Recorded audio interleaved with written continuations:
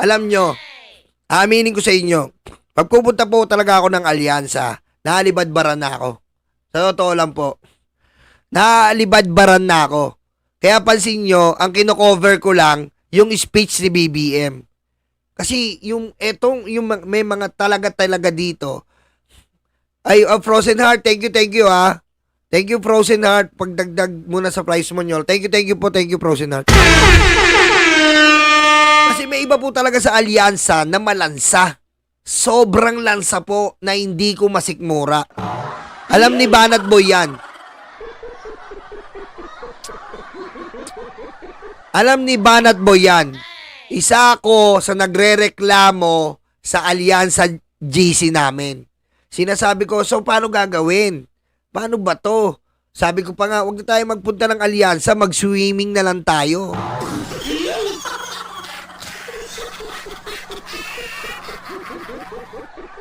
Sinasabi ko yan.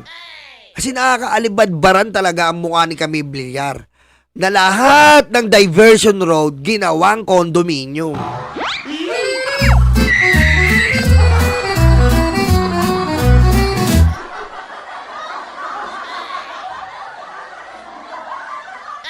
Lahat po ng diversion road, lalo na sa probinsya, ay condominium na.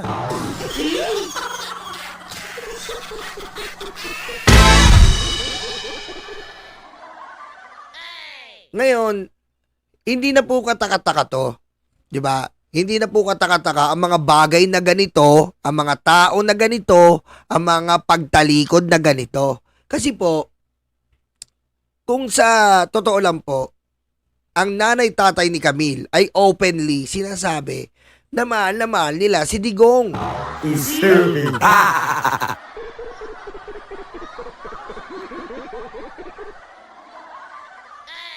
Tsaka si Camille, pag in-interview mo siya, tahimik siya. Tahimik. At hindi mo talaga ma-interview na talagang expressive. Expressive. Hindi po gano'n si Camille eh. Kaya, good luck sa napili mo, Camille Villar. And, alam nyo,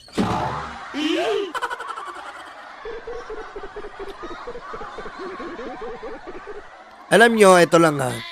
PDP. Sa Monte Odaites, maraming salamat. PDP. Ito lang ha. PDP. Alam nyo, lalo lang kayong hindi pinanalo ni Sara. At totoo lang.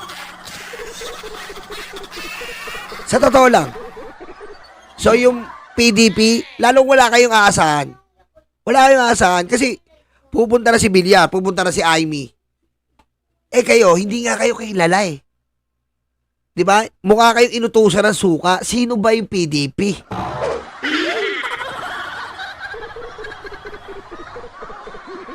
Alam niyo, mas kilala pa nga PDP ng mga matatanda, Neni Pimentel. Ayan pa mas kilala, Neni Pimentel, pag sinabing PDP. Pero sabi mong PDP na mga kandidato, sino ba? Ngayon, papasok si Villar at si Amy, yung mga taksil. Paano na yung mga nuisance candidate nyo?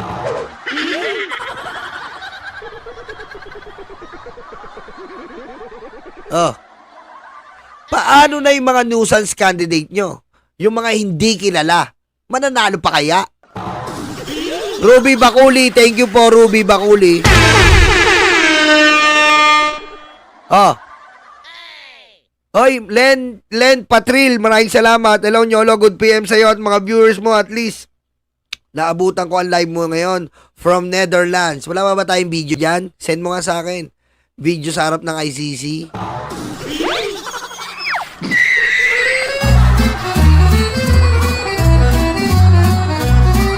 Disturbing. Ngayon wala namang problema kung lumipat kayo kahit maging siyam na lang yan eh.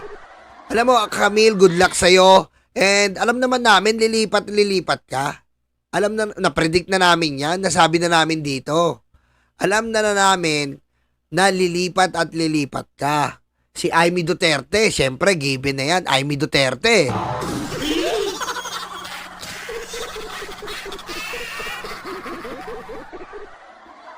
Alam mo, Sarah, dikit ka ng dikit kay Camille. Tandaan mo, ang ano niya, peach.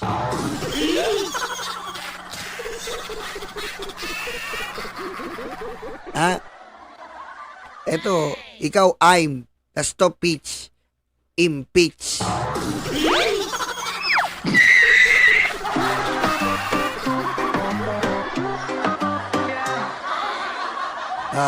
Kaya ingat-ingat ka, ha? Ha? Patay ka dyan.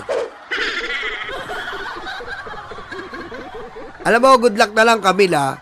Kung napili mo yan, good luck sa'yo. Alam mo, sa totosin lang, hindi ka naman kawalan eh. Hindi ka kawalan.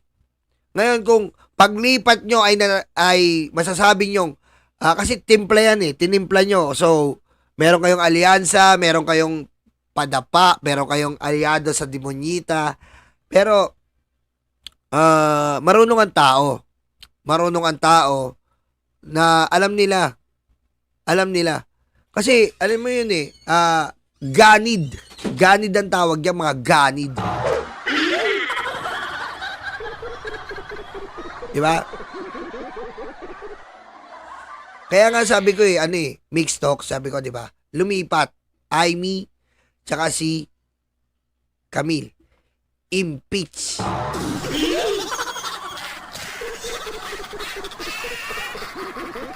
Okay, dumako naman tayo dito kay Aimee Duterte. Manang tapatin mo ako. Pinoy, lagi akong tapat sa iyo. Ano? Oh, tapat siya kay Robin, hindi siya tapat sa kapatid niya. Eh di wag nang iboto yan.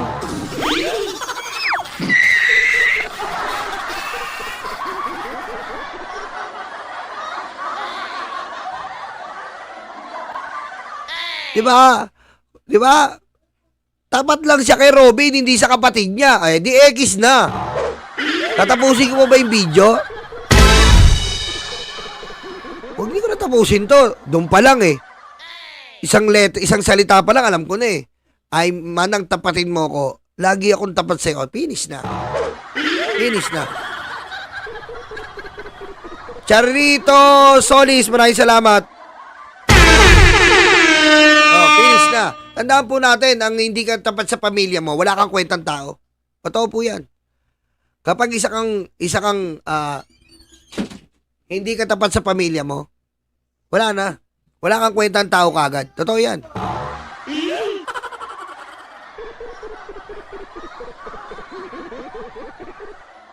Totoo yan. Kapag hindi ka tapat sa pamilya mo, wala na. X ka na kagad. Kasi, unang-una, pamilya mo ang kasama mo since day one mo sa mundo. So, sila ang nagsakripisyo, naghirap, nagpasakit, nagmalasakit sa'yo. Then, dahil lang sa politika, bibitaw ka, X ka na, boy.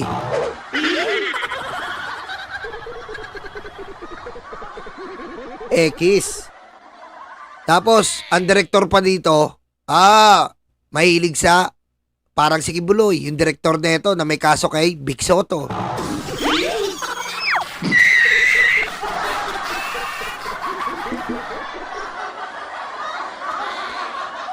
Ayan ang mga boboto nyo.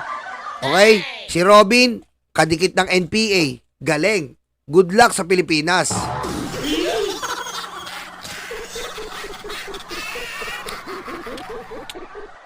Diba?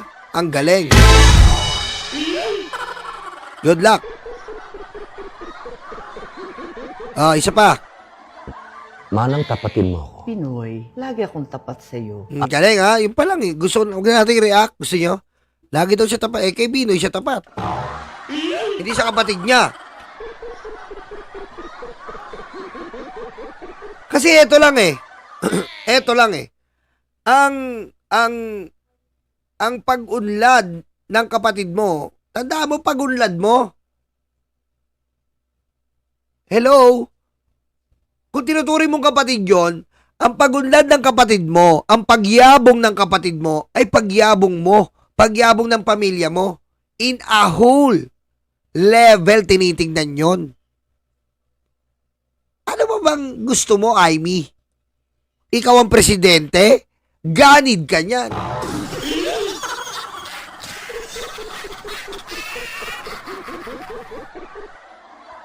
Ha? Anong benepisyo pa ang gusto mong makuha? Di ba pagiging senador lang? Senador ka naman ngayon. Oh. Ano ba ginawa ng kapatid mo? Binigyan ng hustisya, hindi yung kriminal. Binigyan niya ng hustisya yung mga namatayan. Ikaw, anong gusto mong palabasin? Kriminal ang bigyan mong hustisya? Ayan bang tinuturo ni Apo Lakay?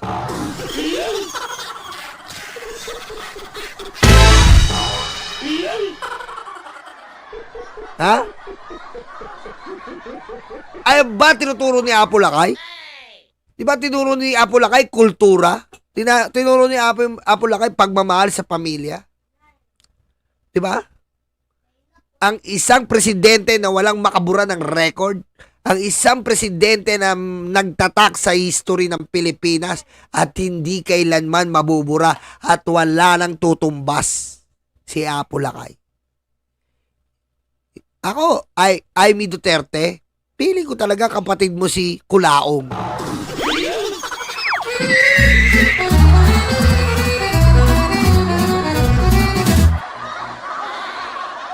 Ha? Feeling ko ikaw ang kapatid talaga ni FLM.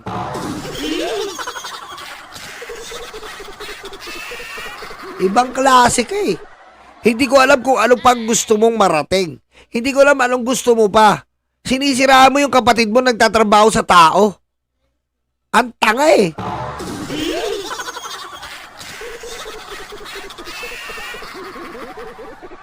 Ha? Ang tanga eh. Hindi ko alam eh. Ang tanga-tanga eh.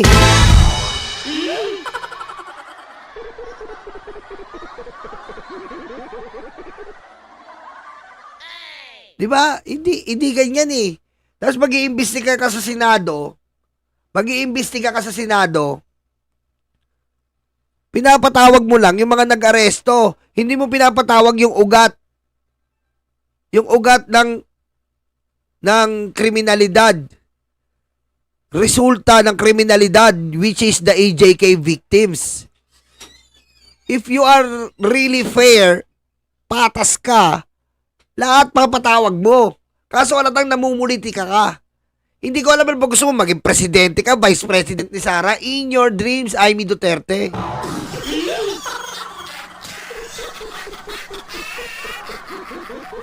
Wala kang aasahan tao. Dahil ngayon po, sa totoo lang po mga kababayan, mga libag, mga karayuma, maging wasto po ang utak natin. Kaya tayo ang boboto. Nako po, maawa tayo sa Pilipinas, maawa tayo sa susunod na henerasyon ng ating bansa. Kung ganito po sa mga simpleng bagay, nakikitaan po natin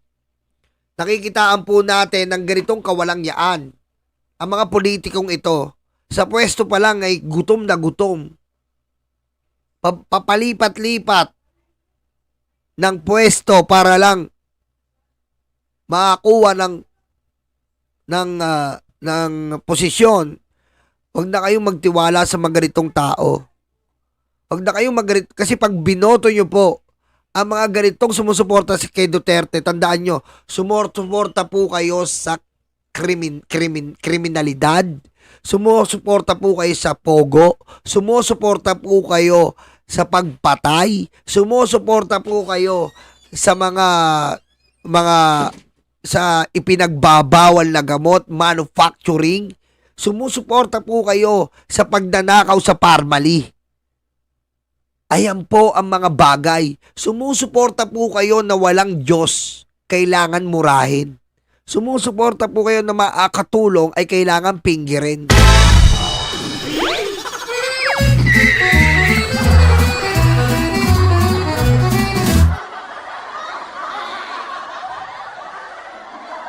Etong Villar, si Amy Marcos, wala na po to, ikisa natin to. Kung may ipapalit kayong iba, ipalit nyo. Kung ang dilawan ay maayos, magdilawan kayo. Basta wag lang maging kaalyado ng mga Duterte.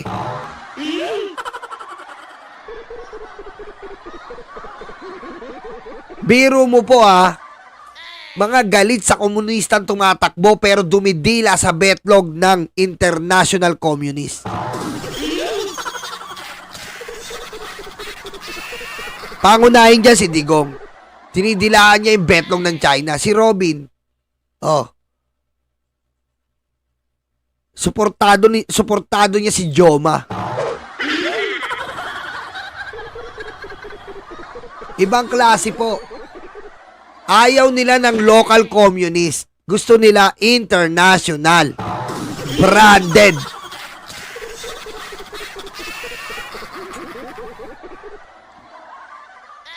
Ngayon, Naimi, good luck. Good luck sa napili mo. At eto pa pala. Tumataas daw ang rating ni Sara. Edi good. Good. Kung totoo man yan o fake news, edi good. Di ba? Tandaan nyo, 2028, mapapakinabangan pa si Sara yung survey na yan. Ang dami pang taon ang lilipas. Signan natin pag naumpisaan ang impeachment kung tumaas pa yung rating. Tingnan natin. Kasi, ngayon, naloloko nyo pa yung mga tao, nakakapag-boost pa kayo sa social media, may pondo pa sila para sa social media makapag-boost, may pondo pa silang linlangin sa fake news, may pondo pa sila. Ngayon, pag nag-umpisa na po ang trial sa ICC, nag-umpisa na ang trial sa impeachment, tingnan natin kung sa 2028, hindi mag-negative ang rating.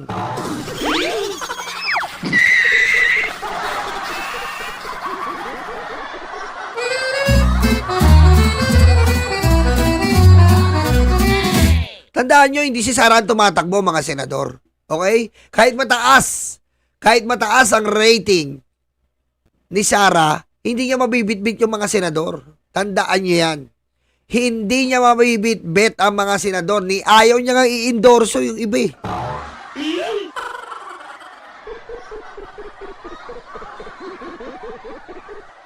Oh. Ngayon mamili kayo. Mamili kayo kung sino talaga ang maiboboto natin na ipapalit natin. Ngayon, ito, isama natin to. O, baga prangkain na natin. Nandito na tayo eh. Ngayon, ito na lang si Pia Cayetano. Pia, pakiusap namin sa'yo. Sabihin mo na yung totoo. Kesa naman paasahin mo kami gaya ng 10K na kapatid mo.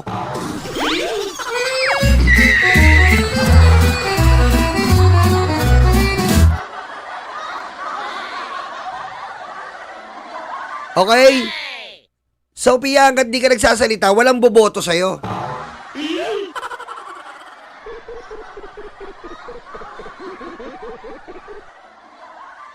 Ha? Pia Cayetano, hanggat hindi ka nagsasalita, walang boboto sa'yo. Wala kaming tiwala sa kapatid mo, baka maisalin namin sa'yo.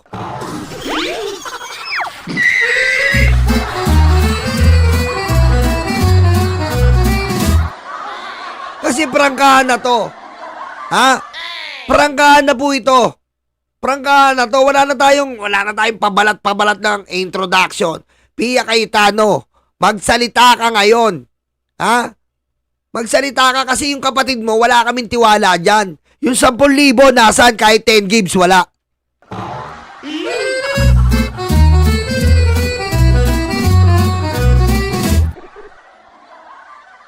Ngayon, wala kang boto sa amin. Sasabihin ko sa'yo, wala kang boto sa mga loyalista. Kasi, eto na eh. Sinimulan ni Camille eh.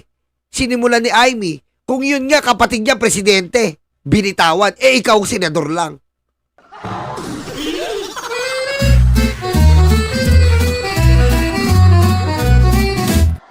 Diba? So, ang main aspect namin ngayon, wala na rin kaming tiwala sa'yo.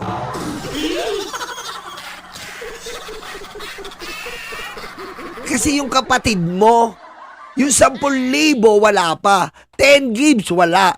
Ikaw, kapatid mo, umaatake kay Bongbong nakaraan. Tapos ikaw, nasa alyansa. Wala nang ganon. Wala nang plastikan ngayon dito.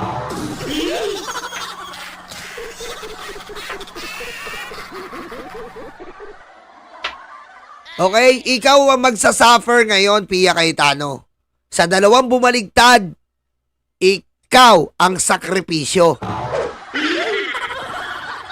Nyolo, bakit naging sakripisyo? Nyolo, bakit sakripisyo si Cayetano? Kasi yung kapatid mong Cayetano ay ganun din sa pag-uutak ni Aimee.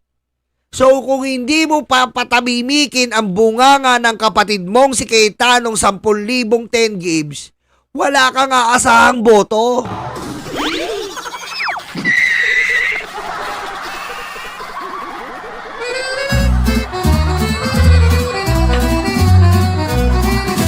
Pero mo yung inaasahan natin na Tol Tolentino, putik yung papala ang totoo.